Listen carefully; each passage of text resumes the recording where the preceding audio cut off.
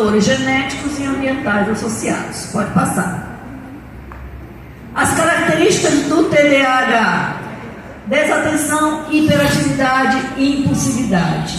São fatores que podem estar associados a outros transtornos, como por exemplo o TEA, né? E por suas características muito semelhantes às do TEA e do TOD, para o diagnóstico do TDAH é sempre necessário contextualizar os sintomas da história de vida, tá? Observar a intensidade, a frequência, a persistência dos sintomas e os prejuízos decorrentes. Então, é aquilo que eu falei no início: desconfiem com um diagnóstico muito rápido. A gente precisa ter uma observação contínua, tem diagnóstico que às vezes dura 6 meses até mais de anos, né, para que realmente feche. O Clive mesmo que esteve aqui conosco, o diagnóstico de TEA, por hora era só TDAH, e eu sempre insistia com a mãe: investiga mais, vai em outro, investiga mais. Finalmente ela conseguiu chegar ao diagnóstico do TEA, né? Então, costuma se manifestar logo na infância e a cerca de 70% permanece no adulto. Quando a gente diz 70% permanece no adulto, dentro do transtorno, a gente consegue, né, ter um autocontrole em algumas situações para tentar, pelo menos, não ser tão evidente as nossas características do transtorno. Mas ele vai permanecendo aí. Continue. Pode passar. Desatenção. Desatenção é a principal característica do TDAH, né? Lapsos de desatenção dificultam muito as relações sociais, a aprendizagem na escola, a conclusão de tarefas mais complexas que exigem atenção. Tem um professor que tem TDAH e ele fala para mim: eu sento na frente do computador para preparar aqueles negócios lá do... como é que fala? Os planejamentos que tem que fazer agora, tudo via sistema, né? E aí ele senta na frente, dá meio-dia e ele não fez uma linha do relatório lá. Ele não consegue, né? Então, o profundo cansaço mental às vezes é citado como cansaço de alma. Os adultos com TDAH, eles costumam usar essa expressão: eu sinto um cansaço de alma, né? É um cansaço porque eles estão sempre correndo atrás de muita coisa, pensamentos estão sempre muito agitados na cabeça. Por mais que tenha um foco onde eles se concentram bem e conseguem fazer uma atividade muito boa, eles sempre estão achando que não está bom, que precisa melhorar. E assim, eles se cobram muito. A questão das sinapses cerebrais do pensamento agitado demais traz esse cansaço, né? Daí às vezes eles dizem: não quero saber, não fala comigo, não, tá, porque está cansado, não está conseguindo ouvir nem voz em determinados momentos, né? A pessoa com atenção em outra. Sensação de que seus trabalhos nunca estão como deveria ser, foi o que eu acabei de falar. Pode passar. A impulsividade é uma característica do TDAH. Todo mundo sabe bem aqui o que é impulsividade, né? Não espera nem o estímulo externo chegar e ele já está respondendo. E isso também causa um sofrimento muito grande, sentimento de culpa, sentimento de não ter sido legal com quem estava trazendo esse estímulo externo. Enfim, é um outro fator que traz muito sofrimento, tá? Então, sofrimento por culpa, angústia, cansaço como resultado de um impulso sem filtro, que traz consequências graves nas interações sociais cotidianas dessas pessoas. Pode passar. E a hiperatividade física, né? Quando tem também a hiperatividade, ela tem a hiperatividade física e a hiperatividade mental. A física é muito visível, né? Porque a agitação, se é criança, não para, é o tempo todo pulando, está almoçando, está pulando, está assistindo televisão, está pulando. Se parar para assistir televisão, que nem sempre para, né? E assim, é muita agitação mesmo. Na escola incomoda bastante o desenrolar do processo, porque a criança não para, e a gente ainda tem mais uma questão, que as outras crianças acham bonitinho, começam a querer imitar, e aí acha segurar todo mundo. Eu me lembro que uma vez eu estava numa sala de aula, eu fui lá correr atrás dessa abelha, e todo mundo achou lindo, e estão sempre mexendo em algum objeto, mão e pé irrequietos, né? Quer falar, pastor? Eu vou lhe responder no contexto escolar, né? No contexto escolar, se você sabe que tem uma criança extremamente irrequieta, você coloca no seu planejamento a irrequietação. Exemplo, a criança só consegue ficar 5 minutos ali com alguma atividade, logo ele levanta e começa a se agitar. Então, você vai fragmentar a sua atividade de ensino para que todas as crianças tenham 5 minutos de concentração. Nós estamos num processo de inclusão, não vai fazer só para um diferenciado, senão não funciona. Olha, eu sei que eu trabalho com uma rede inteira, e eu sei todo o cenário da minha rede.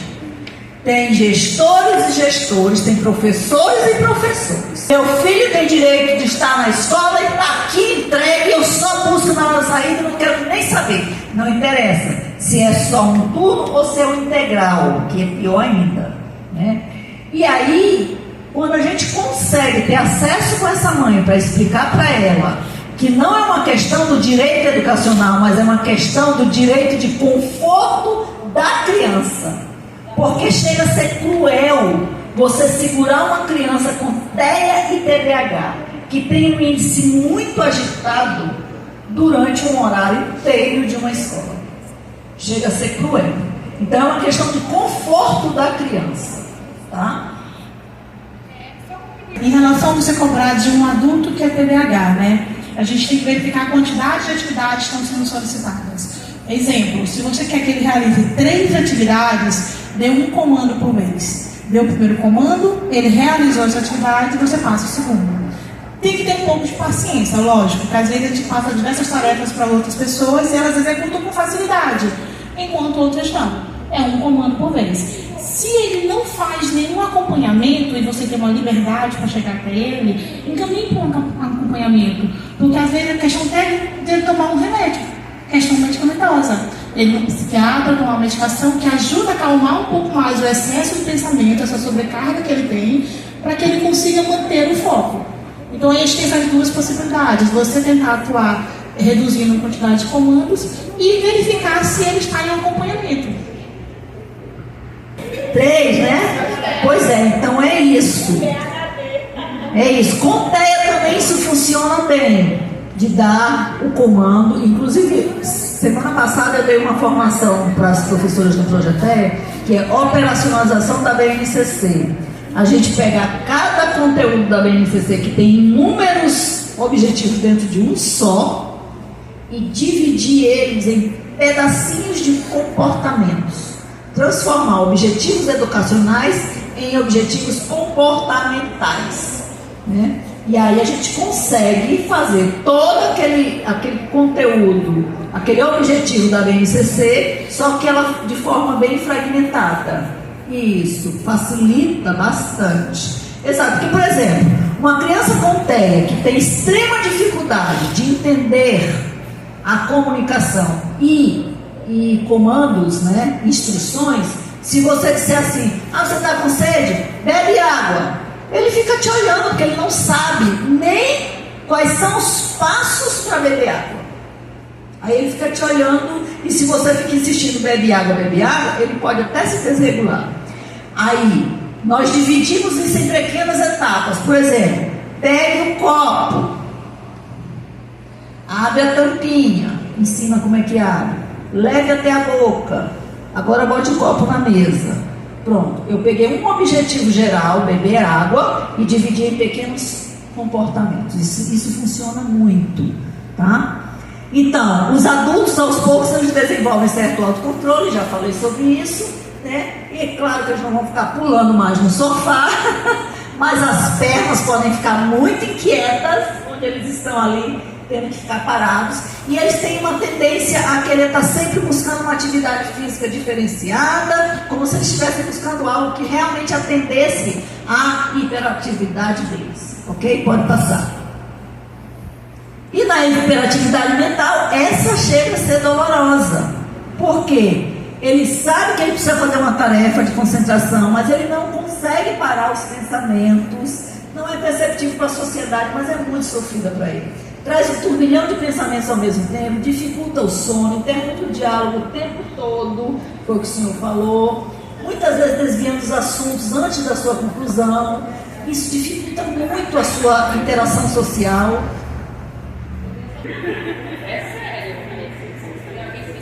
Dificultar para ouvir, como é que ele vai entender você? Então, e aí, por outro lado, quem está tentando uma interação não consegue entender por que ele interrompe toda hora, e aí, às vezes, dentro de uma situação mais íntima, cria brigas e às vezes calorosas, porque o diálogo não consegue se estabelecer, né?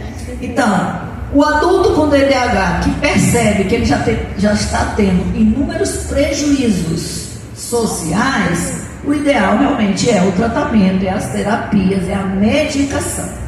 Tá? A maioria deles usam ansiolítico para dar uma acalmada. Vamos lá, continuando. Não for compreendida e não aprender a se autocompreender suas características, os prejuízos podem variar desde comportamentos agressivos, descontrole alimentar, uso de drogas, gastos demasiados, compulsão por jogos, tagarelice incontrolável, etc. Então, a criança com TDAH não foi compreendida na idade adulta, né? Pode continuar. Então, nós vimos aí os 3 transtornos. Tive que falar muito rápido, porque mesmo sendo 3 horas, quase que não dá tempo, né? Então, do neurodesenvolvimento, todos têm a questão, faltou um ozinho ali na palavra, comportamental, todos têm a questão, até agora nos estudos que estão sendo evidenciados aí, da terapêutico.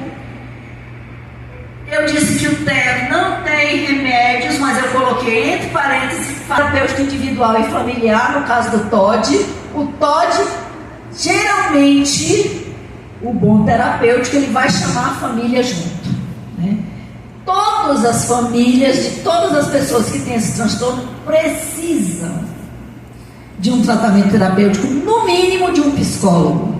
Infelizmente, a grande maioria não busca. As mães, em geral, se doam totalmente para o desenvolvimento dessa criança e esquece de si mesma. E elas precisam muito de cuidado. A família precisa muito de cuidado. A terapia e a medicação, elas são sistemáticas. Você não pode interromper. Por exemplo, tem mães que dizem: meu filho está na terapia. Eu pergunto, qual é a frequência? De 15 em 15 dias. Não, isso não é terapia, gente, por favor. Não vai surtir efeito, né? Claro, dependendo do caso. Quando eu digo assim, isso não é terapia, porque eu sei qual é o menino que eu estou perguntando se faz terapia, e ela vem dizer que é 15 dias, para ele isso não surte efeito nenhum, né?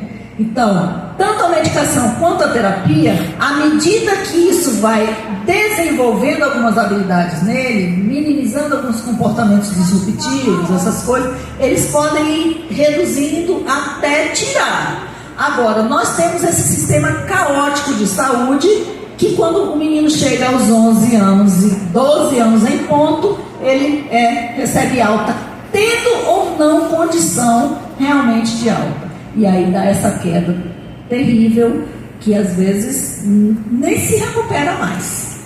Mesmo que depois ele volte para uma terapia, já vi alguns casos que não recuperou mais. Ele passou a ter um desenvolvimento bastante comprometido. Tá? Então, todos podem ter comorbidades, todos estão em fase de estudos, pesquisas inconclusas, a gente não pode afirmar nada exatamente, e todos têm aspectos comportamentais que trazem prejuízos sociais. Então, nós, enquanto sociedade, precisamos compreender que trata-se de um transtorno e que a gente precisa acolher, tentar respeitar o máximo possível para que essas pessoas não se sintam à margem da sociedade. Pode passar. Pode passar? Isso. As estratégias educacionais que ela perguntou, eu vou trazer a nossa experiência de Projeteia, que eu falei que eu escrevi esse projeto e eu coordeno esse projeto na rede. Nós trabalhamos com ensino colaborativo, depois eu acho que você vai ter que marcar outra para falar só disso, né? Não vai dar para me explicar isso hoje, não. Nós trabalhamos com a corresponsabilização de todos os educadores em prol dos objetivos para essa criança. E quando eu falo todos os educadores, eu estou falando todos mesmo, da escola e da família. Tá? Nós trabalhamos com a avaliação diagnóstica, avaliação de habilidades básicas do aprendiz, para que, a partir dessa avaliação, a gente possa individualizar o ensino para ele, de acordo com o que ele precisa, do que ele dá conta a cada tempo. E trabalhamos com o AE também no contraturno, priorizamos muito a harmonia entre escola, família e terapeutas, porque são um tripé. Se a gente consegue harmonizar esses 3 focos, a gente consegue um avanço maravilhoso. E trabalhamos com o apoio das diversas secretarias. A gente precisa fazer algumas parcerias com a Secretaria da Saúde, com o pessoal da assistência social, porque senão a gente não avança. Tem muitas coisas que ultrapassam a competência da escola, né? E aí, com relação ao plano de ensino individualizado, a gente primeiro precisa conhecer quem é esse sujeito, quais são as dificuldades, as potencialidades, o que ele já traz, como é o contexto familiar, enfim. Depois que eu conheço tanto o sujeito, quanto a ciência, quanto o processo escolar, eu tenho capacidade para traçar objetivos mais imediatos para o desenvolvimento funcional e acadêmico dessa criança e também os aspectos comportamentais. Esse plano de ensino individualizado, ele precisa estar registrado dentro de um cronograma, dentro de um tempo, senão vira regra. Por exemplo, se no plano de ensino eu perceber que essa criança ela só tolera, como ela falou aqui, até 9h30, daí para frente, se forçar ela a ficar na escola, ela desregula. Então, dentro do PEI, isso vai estar ali pontuado, mas com uma perspectiva de tempo. Eu não vou dizer, mãe, teu filho vai vir até 9h30 e pronto, e isso vira regra para o resto da educação escolar dele, não, tá? E aí, também, todo esse projeto, esse plano de ensino, ele é avaliado. Se eu faço um plano de ensino individualizado para um mês, eu vou o tempo todo avaliando. Essa avaliação não é só no final do mês, é uma avaliação por observação o tempo todo. Até porque, gente, o desenvolvimento das crianças que têm transtorno, qualquer um desses 3, ele é quase imperceptível. Porque às vezes ele desenvolve hoje, amanhã ele cai. Desenvolve de novo um pouquinho e cai. Então a gente quase não percebe. Se a gente deixar para avaliar só no final do mês, pode ser que a gente chegue no momento em que ele deu a queda. E a gente diz, não, ele não conseguiu nada. E não é. Ele consegue. Vou dar um exemplo bem rápido aqui para vocês. Se eu quero que a criança aprenda a sentar, que tem criança que chega na escola e ainda não sabe sentar, tá? Eu tive uma criança com 12 anos que quando a mãe chegou para mim fazer a avaliação dele, ela colocou ele no colo e segurou ele abraçado no colo dela. Eu disse, se ele não senta, ela disse não. Eu disse, bote ele sentado na cadeira, deixa eu ver. Aí ela colocou e ele foi. Ele não tinha mais musculatura para segurar a coluna, porque ele nunca aprendeu a sentar. Então, para uma criança dessa, o primeiro objetivo educacional, sentar. Porque se uma criança não senta, ela não vai ter condições, porque sentar é um pressuposto para outras atividades acadêmicas. Se ele não consegue sentar, ele não vai conseguir outras atividades acadêmicas. Então eu preciso ensinar ele a sentar, né? Aí eu boto lá para ele, sentar por 2 minutos. Aí no primeiro dia eu dou um objeto de interesse de você quer? Quero. Então senta. Aí ele só faz isso, pega o brinquedo, levanta. Eu atingi meu objetivo? Já estou atendendo, porque ele já sentou. Não foi ainda por 2 minutos, mas ele já sentou. Então eu vou começando a articular os meus métodos, as minhas estratégias, para que cada vez mais ele amplie esse estar sentado mais um pouquinho, até o dia que eu conferir que deu 2 minutos, atingir. Agora eu vou fazer um outro objetivo para ele alcançar ficar 5, 10 minutos, e aí a gente vai aumentando devagarinho, mas sempre com muita frequência, observação, avaliação, competência, corresponsabilização e consciência do que a gente quer alcançar. Pode passar. A família, os professores, os amigos na igreja e em outros ambientes sociais e educacionais podem contribuir no desenvolvimento das nossas crianças nesse contexto? Primeira coisa é o respeito, e o segundo é o acolhimento. Quando a gente respeita, a gente não julga, a gente não tem preconceito, não tem capacitismo e não negligencia, tá? E em contrapartida, o acolhimento ele vai trazer afetividade. Hoje em dia já temos alguns estudos mais notórios sobre a importância da afetividade para a aprendizagem escolar. Antes as pessoas achavam que isso era besteira, né? Mas se eu perguntar para vocês, quantas vezes vocês deixaram de gostar de alguma disciplina porque vocês não gostavam do professor, eu tenho certeza que todo mundo vai ter essa experiência. Isso mostra o quanto a afetividade proporciona meios de aprendizagem. Então, a afetividade, visibilidade. Tem criança com suporte nível 1 que ele fica todo tempo quietinho, concentrado na dele, não incomoda. Em compensação, o professor não diz nem oi, como é que você está, quem é você. Eu conheci um adulto que eu perguntei para ele, o que mais te marcou na escola? Ele disse, os professores não olhavam nem para mim. Olha que marca ruim, né? Então, visibilidade, ele precisa ser visível, ele precisa ser notado. Entrosamento, em todas as atividades, você precisa encontrar alguma coisa que essa criança faça. Alguma coisa. Nós vamos fazer uma apresentação de ciências e tal. Ele não faz nada. Pelo menos segurar o cartaz aqui para o menino, ele já vai estar participando. Então ele vai entendendo que ele também faz parte do processo. Ele está entrosado, né? Interação, né? Tem muito a ver com o entrosamento. Ele tem que estar interagindo em todas as atividades, e a participação, tá? E é por isso que eu encontrei, eu não vou avançar nisso, eu ia falar dos perfis, né? Mas se eu for falar dos perfis, transtornos que as pessoas dizem assim, nada sobre mim sem mim, né? E eu acho isso perfeito. Como é que eu vou ficar falando de um transtorno que eu não vivencio, né? Eu vou falar só do que eu estudei, mas eu não vou entender realmente as implicâncias do sentimento, do que, né? Então, por isso que hoje eu trouxe dois